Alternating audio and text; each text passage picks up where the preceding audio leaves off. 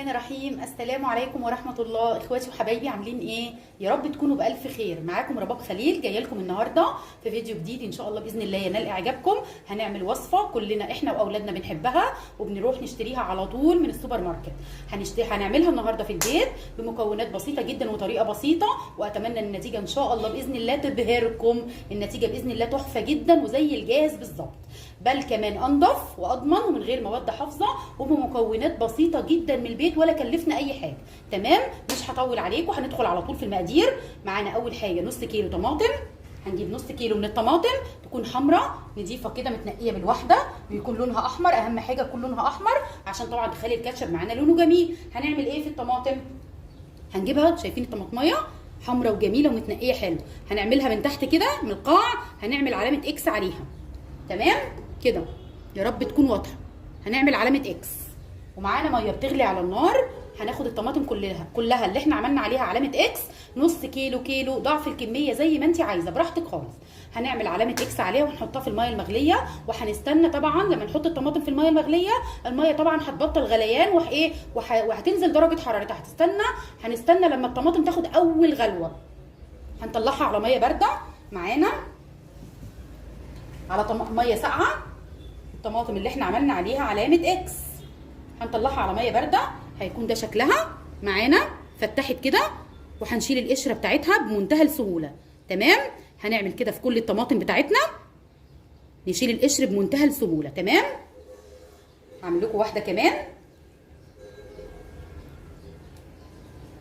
كده شكلها، هنشيل القشر بمنتهى السهوله معانا. تمام، وبعد كده هناخد الطماطم كلها بعد ما نشيل منها القشر كله، هنحطها في شفشق الخلاط ونفرمها كويس جدا جدا جدا، وبعد كده هنصفيها في مصفى ناعمه خالص. وهرجع معاكم تاني. ورجعنا مع بعض تاني حبايبي، وبعد ما صفينا الطماطم ضربناها كويس في الخلاط، بعد طبعا ما شقيناها وسلقناها على البوتاجاز، يا دوبك خدت غلوه واحده وبعدين طلعناها على ميه بارده، وبعد كده شلنا القشر منها زي ما وريتكم بمنتهى السهوله، وفرمناها في الخلاط بنص كوبايه ميه بس عشان الخلاط يدور. لو الخلاط يعني ده الافضل من غير ميه، لكن لو الخلاط ما دارش معاكم حطوا لها نص كوبايه ميه بس. تمام، عشان احنا عايزينها مركزه. بعد كده صفيناها بمصفى تكون ضيقه جدا، مصفى سلك ضيقه جدا، ودي كانت النتيجه معانا. عشان عايزين عصير بدون بذر وبدون قشور، وعايزين عصير بيور صافي معانا خالص. تمام كده معانا، هنروح بيه على البوتاجاز ونسيبه ونغطيه لمده 10 دقائق بس. اول ما نلاقيه غلى غلوتين، يعني لمده 5 دقائق كفايه قوي، غلى غلوتين كويسين، هننزل بقى بالمقادير كلها معانا. معانا ايه بقى مقادير الكاتشب بعد ما عملنا عصير الطماطم البيور الصافي خالص بدون اي قشور ولا بذر؟ تمام، معانا ايه؟ معانا معلقتين كبار من النشا، ومعانا ربع كوبايه او نص كوبايه من الميه، ومعانا رشه ملح حوالي نص معلقه صغيره، ومعانا حوالي ربع معلقه صغيره فلفل اسود، معانا معلقتين كبار ل3 معالق صلصه طماطم، ومعانا معلقه صغيره مليانه بابريكا، ومعانا ربع معلقه صغيره توم باودر، ومعانا حوالي ربع كوبايه سكر، ومعانا ربع كوبايه خل. تمام، نقول المقادير تاني. معانا ربع كوبايه سكر، ده على نص كيلو طماطم، ربع كوبايه سكر، معانا ربع كوبايه من الخل، معانا رشه فلفل اسود بسيطه خالص، معانا نص معلقه صغيره ملح، معانا معلقتين كبار او 3 معالق صلصه حسب راحتك خالص، معانا معلقه صغيره مليانه على الاخر بابريكا، ومعانا ممكن طبعا تستغني عنها، ومعانا ربع معلقه صغيره توم بودره، ومعانا نص كوبايه ميه، ومعانا معلقتين من النشا. تمام، او معلقه ونص كبيره من النشا. تمام، وممكن معلقه واحده حسب راحتك خالص وحسب ما يكون القوام معاكي حلو. دلوقتي هناخد العصير معانا ونحطه على البوتاجاز. اول ما يغلي غلوتين هننزل بكل المقادير ما عدا النشا والميه. اول ما يغلي العصير معانا غلوتين هنرجع مع بعض تاني ونشوفه على البوتاجاز، وهرجع لكم. ورجعنا مع بعض تاني حبايبي، وكده غلى معانا صوص الطماطم. هننزل بكل المكونات اللي معانا ايه؟ معانا البابريكا والثوم البودر، ومعانا الملح والفلفل، ومعانا ربع كوبايه الخل، ومعانا ربع كوبايه السكر، ومعانا معلقتين كبار من الصلصه.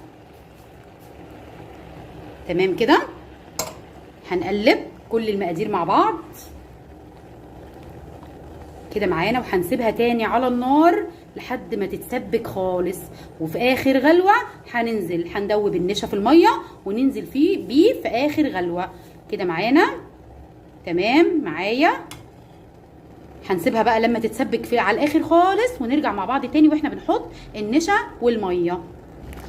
ورجعنا مع بعض تاني حبايبي بعد ما اتسبكت الصلصه معانا كده. هننزل دلوقتي بالنشا والميه مع بعض، نقول بسم الله الرحمن الرحيم. وكده هنقلب تقلبتين اتنين، وهنسيبها بس تغلي غلوه او غلوتين، حاجه بسيطه خالص. لو حسيتوا ان هو تقيل حطوا له نص كوبايه ميه كمان، تمام، عشان لما بيبرد بيتقل كمان. تمام يا حبايبي، انا هحط له نص كوبايه ميه كمان علشان انا حاسه ان هو تقيل معايا. وهنرجع مع بعض نشوف الشكل النهائي واحنا بنقدم.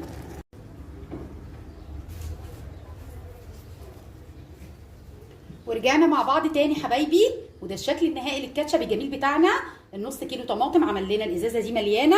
على فكره الازايز دي مش غاليه ابدا، دي ب5 جنيه، مش غاليه خالص. هتكون عندك في التلاجة، كل ما تخلص المقدار اعملي كميه تانية لاولادك. طبعا احنا بنشتريها من بره، دي لوحدها ممكن تكون ب15 جنيه ولا حاجه. النص كيلو طماطم، طبعا نص كيلو طماطم يعني ب3 جنيه ولا حاجه، واقل كمان ممكن يكون ب2 جنيه ولا حاجه النص كيلو طماطم. تمام، عمل معانا وكل النشا والصلصه والكلام ده من البيت، عمل معانا كميه محترمه جدا. وكمان البرطمان ده من نص كيلو طماطم عملنا مقدار جميل جدا، والطعم ان شاء الله باذن الله ينال اعجابكم، قريب جدا جدا جدا للجاهز. وكفايه ان هو نضيف وطبيعي، وكفايه ان احنا ما فيهوش مواد حافظه. تمام، اتمنى يا رب الوصفه تكون عجبتكم. لو عجبك الفيديو ما تنسنيش في لايك وشير واشتراك للقناه، وشكرا جدا على دعمكم والكلام الحلو وتعليقاتكم الجميله. والى اللقاء في فيديو جديد ان شاء الله.